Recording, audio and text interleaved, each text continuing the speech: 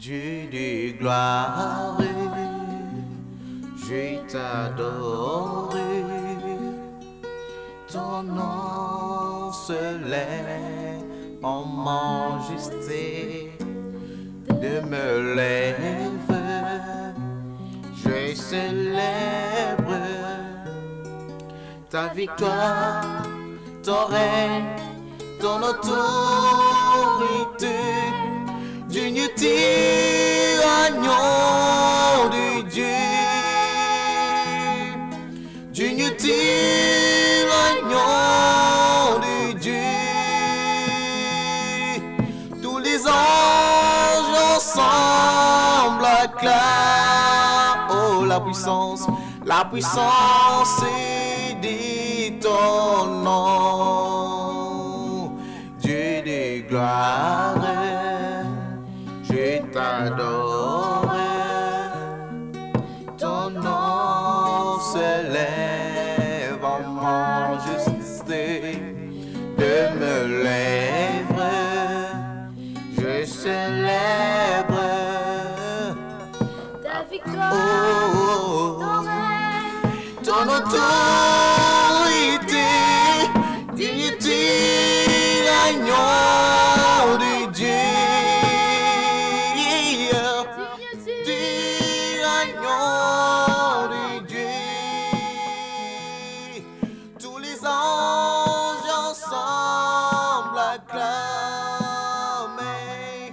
La puissance de ton nom,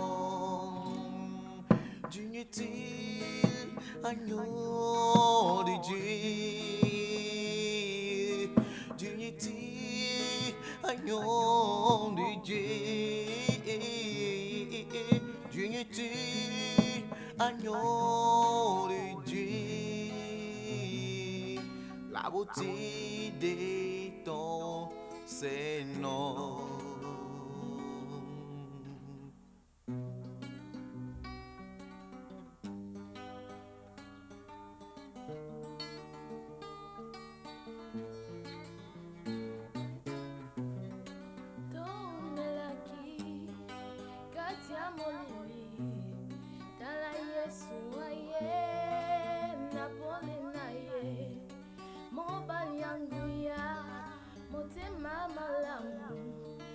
Mwana mubola isawaka yete abokolingai asuki wanate apesiti bomo na yebunanga nakoma kolinga ye nakoma kolinga ye bene nakufa nakoma kolinga ye nakoma kolinga ye bene nakufa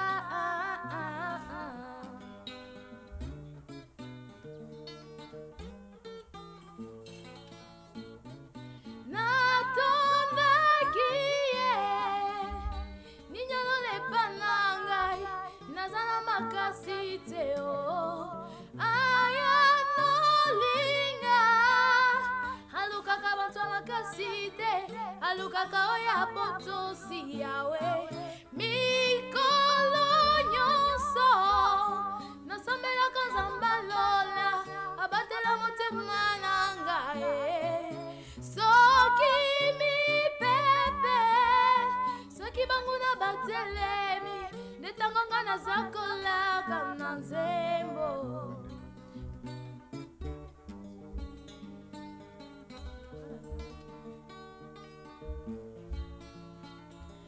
natondaki ye ninyolole pananga nazana makasi te o aya nolinga alukaka bantu makasi te alukaka oya botosi yawe mikolo nyonso nasambelaka nzamba lola abatela motema na ngai soki mipepe soki banguna batelemi ndetangonga nazakolaka na nzembo je serai couronné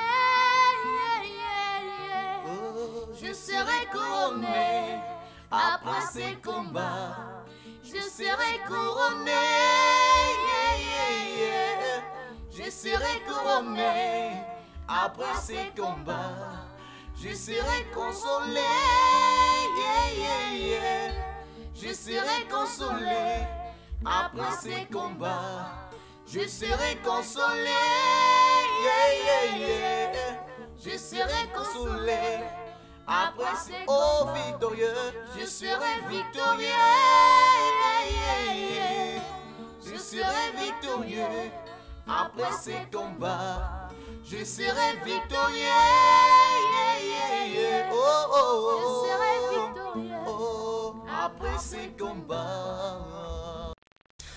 Bien-aimés dans le Seigneur, nous sommes devant vous pour vous apporter un message d'espérance, un message d'encouragement, un message partant de bases bibliques. Dans ce temps crucial où le monde est en train d'être secoué par des troubles, des menaces, avec la pandémie communément appelée coronavirus, nous ne pouvons pas faire exception, mais nous saisissons ce moment précieux pour apporter l'évangile, à l'humanité et à tous ceux-là qui sont à travers les différents continents, à travers les pays, les provinces et les régions. Nous sommes là pour encourager.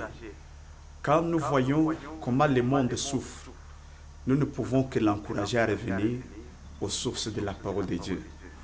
Nous allons lire la parole de Dieu dans le livre de 2 Samuel, chapitre 24. Nous commençons par le premier verset, mais en sautant pour gagner un peu de temps. Nous lisons au nom du Seigneur Jésus-Christ, et l'entête dans ma Bible dit « Recensement du peuple par David ». La colère de l'Éternel s'enflamma de nouveau contre Israël, et il excita David contre eux en disant « Vas-y, fais le dénombrement d'Israël et de Juda. » Le roi dit à Joab, qui était le chef de l'armée et qui se trouvait près de lui, « Parcours toutes les tribus d'Israël, depuis Dan jusqu'à Beersheba, qu'on fasse le dénombrement du peuple et que je sache ainsi combien il compte d'individus. » Joab dit au roi, « Que l'Éternel ton Dieu rende le peuple 100 fois plus nombreux et que mon Seigneur, le roi, puisse le voir de ses yeux. Mais pourquoi mon Seigneur, le roi, veut-il faire cela? » Le roi persista dans l'ordre qu'il donnait à Joab et au chef de l'armée, et ils quittèrent le roi pour procéder au dénombrement du peuple d'Israël. Je saute.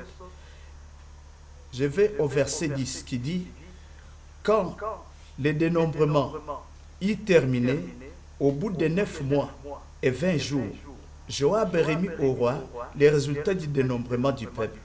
Il y avait en Israël 800 000 hommes vaillants, aptes au combat, et 500 000 en Juda. » Le verset 10 dit « David sentit son cœur battre lorsqu'il eut ainsi fait le dénombrement du peuple, et il dit à l'Éternel, j'ai commis un grand péché en agissant de cette manière. Maintenant, Éternel, veuille pardonner la faute de ton serviteur, car je me suis vraiment comporté de façon stupide. » La suite nous dit au verset 11, le lendemain, quand David se leva, la parole de l'Éternel avait ainsi été adressée au prophète Gad, qui était le voyant de David. Va annoncer à David, voici ce que dit l'Éternel, je t'impose 3 fléaux, choisissant un, et c'est de lui que je te frapperai. Gad alla trouver David et l'informa en disant, veux-tu 7 années de famine dans ton pays, 3 mois de fuite devant tes ennemis, lancés à ta poursuite, ou bien 3 jours de peste dans ton pays? Fais maintenant ton choix et vois ce que je dois répondre à celui qui m'envoie. David répondit à Gad, je suis dans une grande angoisse. Il vaut mieux tomber entre les mains de l'Éternel, car Ses compassions sont grandes. Je préfère ne pas tomber entre les mains des hommes. L'Éternel envoya la peste en Israël depuis ce matin-là jusqu'au moment fixé, de Dan à Beersheba. 70 000 hommes mourirent parmi les peuples. L'ange tendait la main contre Jérusalem pour y semer la dévastation. Lorsque l'Éternel éprouva des regrets face à ce malheur, il dit à l'ange chargé de détruire les peuples, « Cela suffit, retire maintenant ta main. » L'ange de l'Éternel se trouvait alors près de l'aire de battage d'Aravna, les Jébusiens. En voyant l'ange qui frappait parmi les peuples, David dit à l'Éternel, « Regarde, c'est moi qui ai péché, c'est moi qui suis coupable. Mais ces brebis qu'ont-elles fait? Porte donc la main contre moi et contre ma famille. » Et j'arrive à la fin du verset pour gagner du temps. La Bible dit, « Et David acheta l'aire de battage et le bœuf pour 50 000 pièces d'argent. Il construisit là un autel en l'honneur de l'Éternel et il y offrit des holocaustes et des sacrifices de communion.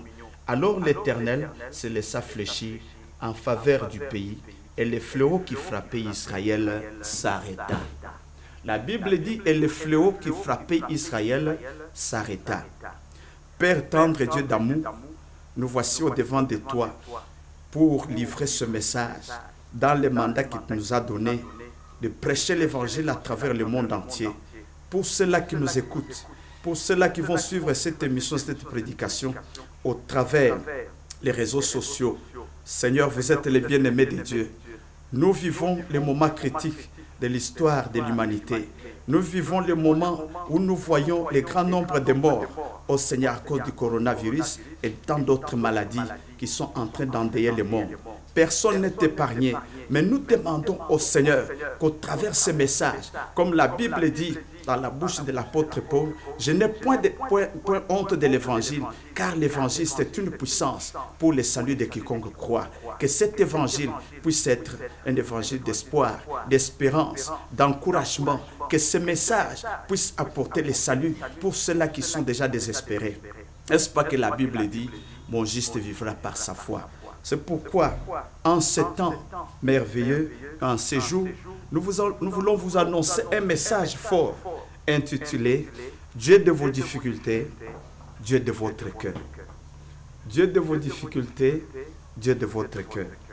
Quand je lis dans la Sainte Écriture, il est dit dans le psaume 115, verset 16, la Bible dit « Le ciel appartient à l'Éternel, mais il a donné la terre au Fils de l'homme. » Le Fils de l'homme, c'est nous, les scientifiques, les religieux, les hommes politiques, les économistes, tous ceux-là qui sont comme les acteurs dans ce monde.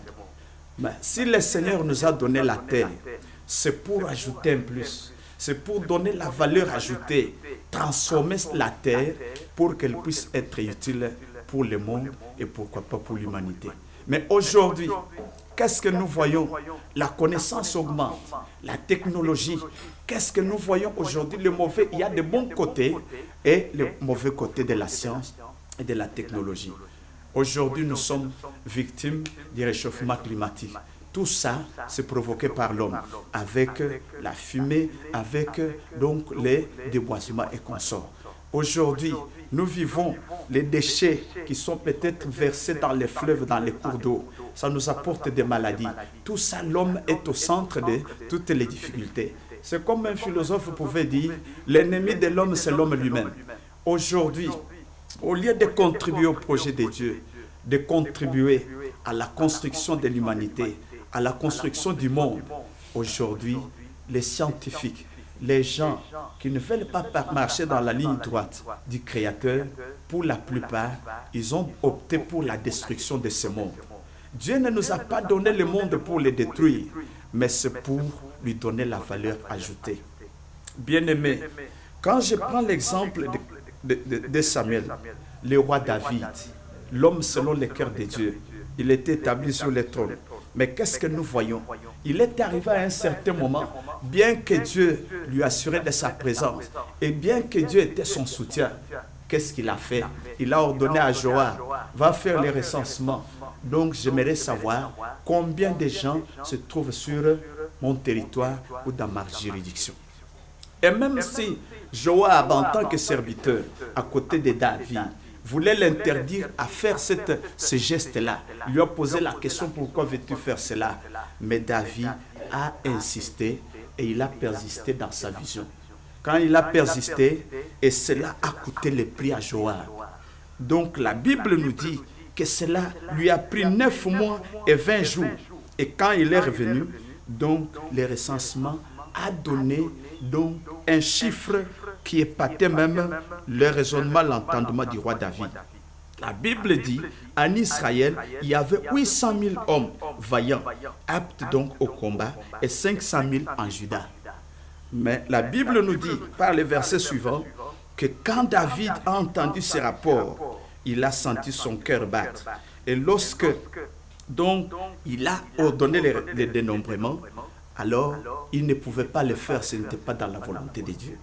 Nous prions souvent dans la prière que le Seigneur a enseigné à ses disciples, notre Père qui es aux cieux, que ton nom soit sanctifié, que ton règne vienne.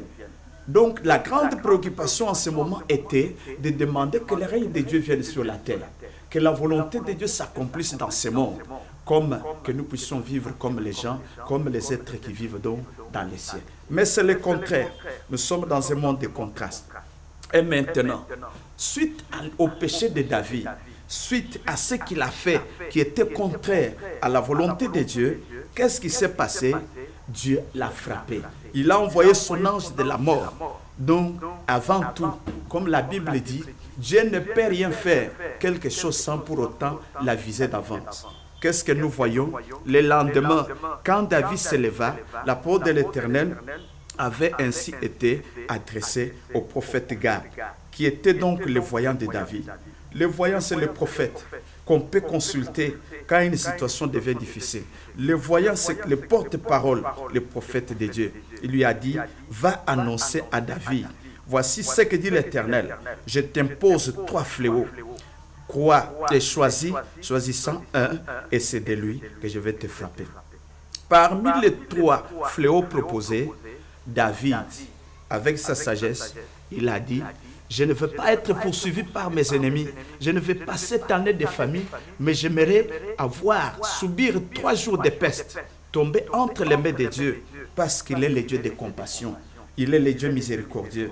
Même quand il frappe, sa main est prête à panser la plaie. Oh, bien-aimés dans le Seigneur, qu'est-ce que nous pouvons vous dire encore davantage? L'ange qui devait exécuter l'ordre de Dieu est passé à l'action.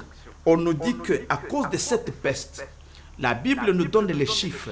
On nous dit, dans l'espace de 3 jours, 70 000 hommes mourirent parmi les peuples. L'ange tendait la main avec son épée nue dans la main sur Jérusalem pour y semer la dévastation. Alors, c'est ce que peut-être nous sommes en train d'endurer. Qui sait si c'est l'ange de la mort qui est dans l'univers, dans l'espace, est en train de décimer aujourd'hui avec le coronavirus, avec tout ce que nous connaissons comme troubles et difficultés. On peut se poser la question, dans sa souveraineté, Dieu est capable et il contrôle la situation. Dieu est capable et il contrôle tout dans le monde entier. Alors, qu'est-ce que nous voyons? La Bible dit, si l'on forme des projets contre vous, ça ne vient pas de moi. On ne peut pas dire que le coronavirus vient de Dieu. Mais on peut dire que c'est permis par Dieu et c'est un prélude du jugement dans le monde. Le jugement qui va s'abattre dans ce monde, c'est quel jugement? Où Jésus-Christ lui-même, qui est venu dans ce monde, la Bible nous dit, il est venu chez les siens et les siens ne l'ont pas accepté. Il est venu comme la lumière du monde et le monde a préféré les ténèbres par rapport à la lumière. Bien-aimés, nous devons être interpellés par la parole de Dieu. Nous devons être interpellés parce que nous avons rejeté la lumière. La lumière qui est une personne, c'est Jésus-Christ de Nazareth. Bien-aimé peuple du Seigneur, quand ils l'ont rejeté, bien sûr, Jésus-Christ a des promesses. Il est venu dans ce monde comme l'agneau de Dieu qui ôte les péchés du monde. C'est le temps de grâce. Mais le message de son retour nous dit, il ne viendra pas sous les mêmes statuts. Il viendra comme les lions de la tribu de Juda. Quand je vois l'image du lion, les lions, c'est l'animal ou le roi des animaux. Et quand le lion rugit, toutes les autres bêtes doivent se taire. C'est pour vous dire qu'il viendra avec l'épée de jugement. C'est pour juger l'humanité, les grands comme les petits, les intellectuels comme les analphabètes, tous ceux-là qui sont dans ce monde. De quelle manière nous aurons donc géré tout ce qu'il nous a donné comme don partant de notre vie, qui sont aujourd'hui à la base de certains produits chimiques, qui sont aujourd'hui à la base de la guerre bactériologique, qui sont aujourd'hui à la base de certaines choses qui s'avèrent des choses donc qui détruisent le monde et qui détruisent l'humanité. Dans le plan de Dieu, il nous a donné la terre. La terre, c'est pourquoi? C'est pour la remplir.